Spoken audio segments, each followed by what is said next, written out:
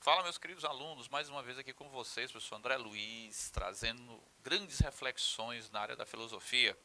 E olha que nós vamos fazer uma reflexão agora profunda, né? O nosso conteúdo hoje é muito bacana, tem uma série de problemáticas envolvidas. Aqui no estúdio aqui já deu até uma certa discussão sobre este elemento que nós vamos tratar hoje, né? Então, mas antes de nós começarmos, tá? Eu quero te convidar a botar todo o teu material à disposição para que a gente tenha foco, para que a gente tenha concentração e condição de desenvolver um bom conteúdo. Então, pega aí esse material todo aí pertinho, caneta, lápis, borracha que você tiver, né, que você usar, que você sabe aquilo que você usa mais, que você tem mais condições de ter, tá? Necessidade no momento. Outro elemento importante é que você já pode estar cansado ou não, mesmo começando, né? Faça ali uma posição que não vá trazer para você prejuízo, dores ou desconforto, tá bom? Então, eu te convido aqui a seguir comigo, a fazer algumas reflexões, a conseguir construir alguns conhecimentos a respeito deste grande tema da filosofia, certo? Nós sabemos que a filosofia ela surge, né, com a tentativa de responder grandes perguntas da humanidade, né, de quem somos, de onde viemos, para onde vamos, o que faremos, e aqui existe uma questão fundamental também, o famoso sentido da vida. Tá?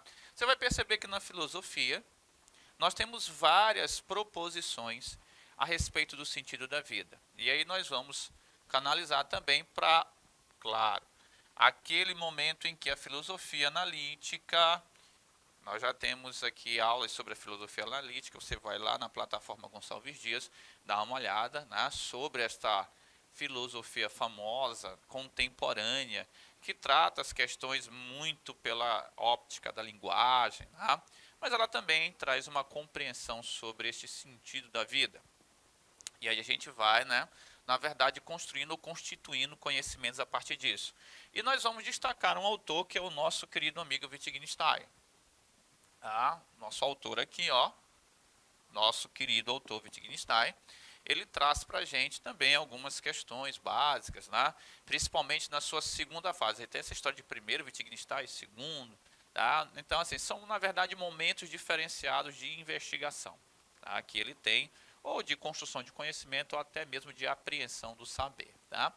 Mas, veja só, quando nós conhecemos o conteúdo que é a vida, obviamente, este elemento chamado vida, ele traz para a gente uma série de configurações. Claro, nós temos dentro da vida aquele lado material, certo? Mas nós temos o lado, obviamente, espiritual, ok? Então, você vai perceber que sempre quando este elemento vida ele é tratado, nós temos dois aspectos que são fundamentais nesse processo. O material e o espiritual, portanto, tá? Então, nós temos aqui duas realidades que precisam ser tratadas, ok? Obviamente que como nós estamos dentro da filosofia, ok? Ó, como nós temos o nosso conteúdo dentro da filosofia, certo? Estes dois aspectos eles terão como condução o conhecimento, ok? Produzido pelos nossos autores ou pensadores. Então, o conhecimento seria este elemento que estaria desvelando, ok? Que estaria desnudando, tá? Que estaria descrevendo este momento que é, tá, a vida propriamente dita, ok? Desvelando, tá, o sentido da vida. Obviamente que este conhecimento ele sempre vai tratar, ok? Ou tentar fazer uma convergência entre esses dois momentos, o material e o espiritual, ok? Bom, você vai perceber que dentro da história da filosofia, tá? Vamos aqui citar alguns elementos. A filosofia, ó, certo? dentro da história, ela vai trazer uma série de sugestões que são sugestões bem interessantes. Vou citar algo, não dá para citar todos, né? Vou dizer, o nosso tempo é curto, às vezes algumas mensagens assim, não, fala desse autor, fala, é mais complicado listar tantos autores, né? Nós vamos ter que passear por alguns até chegar, claro, na filosofia analítica, que é o nosso objetivo, e no nosso querido autor Wittgenstein, né? Na história, por exemplo, vamos pegar um dos autores que é muito conhecido, que as pessoas gostam de citar, que é o nosso querido amigo Sócrates. Tá? Sócrates vai trazer a noção da vida como busca, por exemplo. Sócrates, então trará a vida como uma espécie de busca. Olha aqui, ó, comprometida com essa ideia de busca pelo conhecimento, certo? Pelo conhecimento. Então, aqui é para você perceber uma coisa muito importante, que o conhecimento fornecido pela filosofia vai estar associado ao desvelamento do sentido da vida. Tá? Que é o que eu estou trazendo para vocês e é o que nós estamos aqui introduzindo e começando a colocar para os senhores. Tá? Preste atenção que esta vida ela vai ser desnudada, certo? E esse desnudamento passa pela busca do conhecimento. Em Sócrates isso começa a valer, em Platão também, obviamente, né? Sócrates aqui, aí nós vamos pegar o nosso querido amigo, obviamente, Platão, tá? Ele também vai beber nesta fonte, ele vai trazer também esta condição mais associada, claro, àquele mundo inteligível, o mundo das ideias, né? A verdadeira vida. Olha aqui, a vida verdadeira, certo? A vida verdadeira, ela vai passar ali para a chegada ao mundo das ideias, que a vida da verdade, da perfeição, ela vai estar associada aqui ao mundo das ideias, ao mundo inteligível, portanto, tá?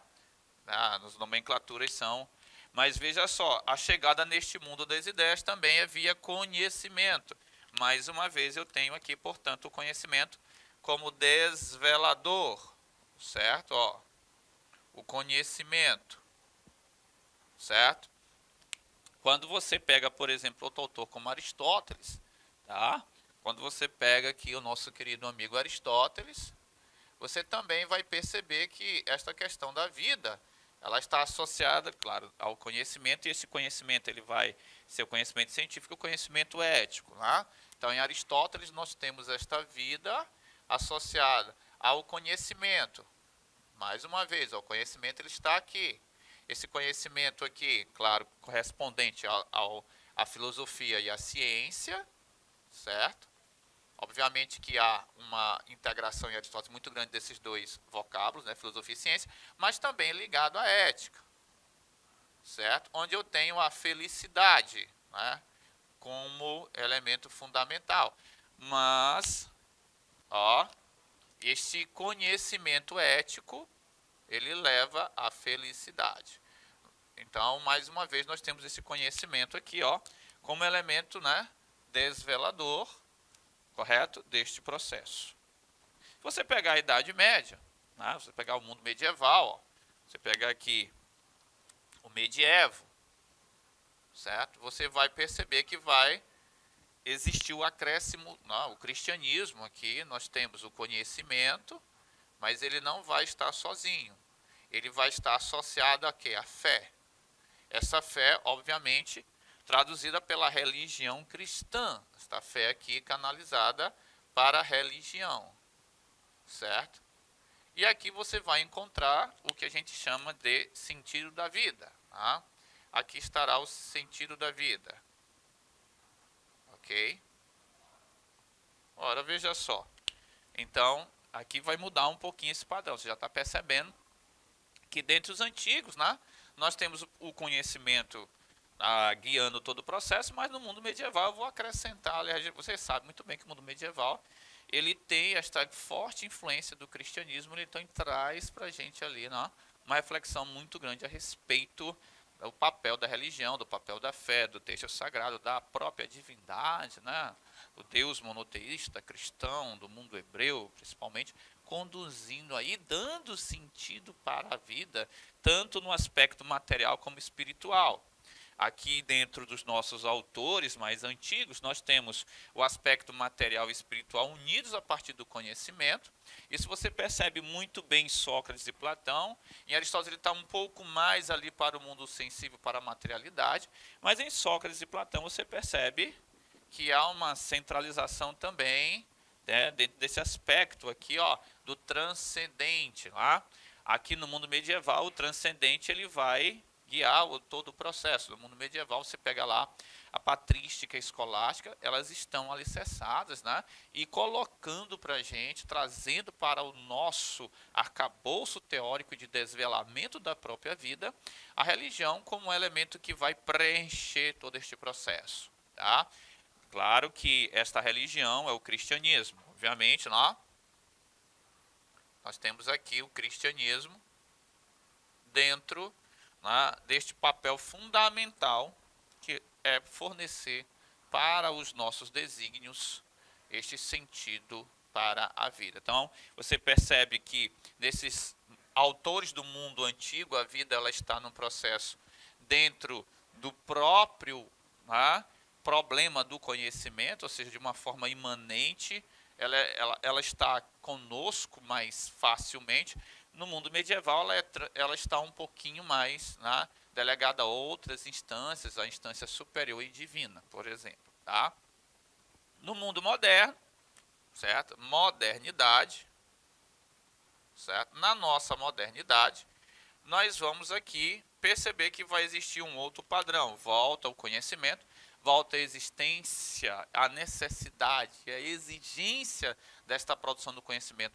Dentro desse famoso sentido da vida, né, na modernidade, a vida ela vai estar associada, claro, obviamente, mais uma vez ao conhecimento, deixando de lado um pouco mais esta religião, este conhecimento aqui, principalmente na produção da ciência, e aí já vai deflagrar a tecnologia, certo? O capital, uma série de outros elementos que não estão outrora em, claro, momentos anteriores, tá? Alicerçado por uma nova classe social que é a burguesia, tá? Isso tudo vem competindo, vem ajudando para a compreensão do que nós temos da própria filosofia analítica. E como é que ficaria aí nesta filosofia analítica, né, que é uma filosofia mais contemporânea ou pós-moderna, tá? Na própria filosofia analítica, ok? Você vai trazer elementos que estão, tá, permeando todos os outros também, só que obviamente, tá, a partir de uma análise aí muito mais delegada às questões da estrutura da linguagem, em elementos de falsidade, veracidade, de sentenças, proposições ou aquilo que nós conhecemos como enunciados. Tá? Mas veja só, a filosofia analítica não teria condição de formular suas teorias se ela não tivesse todo esse percurso aqui, tá? Se ela não tivesse tomado todo esse percurso. Então nós sabemos que a filosofia analítica ela vai trazer uma estrutura lógica muito forte, certo? Essa estrutura lógica, obviamente, ela já vai, tá, servir também para você desnudar, desvelar aquilo que a vida realmente nos propõe, que é claro, que é ir ao encontro do conhecimento. Este conhecimento exato, olha aqui, ó, essa estrutura lógica, ela vai propiciar, ela vai trazer a possibilidade de você criar este conhecimento padrão, certo? Este conhecimento lógico, matemático, ok? Olha só. Então, aqui a gente pode encontrar, podemos perceber e até mesmo retirar dele, tá, uma condição, ok, de produção, tá, da própria vida enquanto produção do conhecimento, e isso muito bem enquadrado, muito bem formatado, claro, estruturado de uma forma lógica e utilizando a própria linguagem, ó, dentro dessa estrutura lógica, eu vou trazer a análise da linguagem, certo? Olha aqui, o grande elemento dentro da filosofia analítica, e que traz para a gente a possibilidade, através dessa análise da linguagem, estabelecer esta famosa estrutura lógica, tá?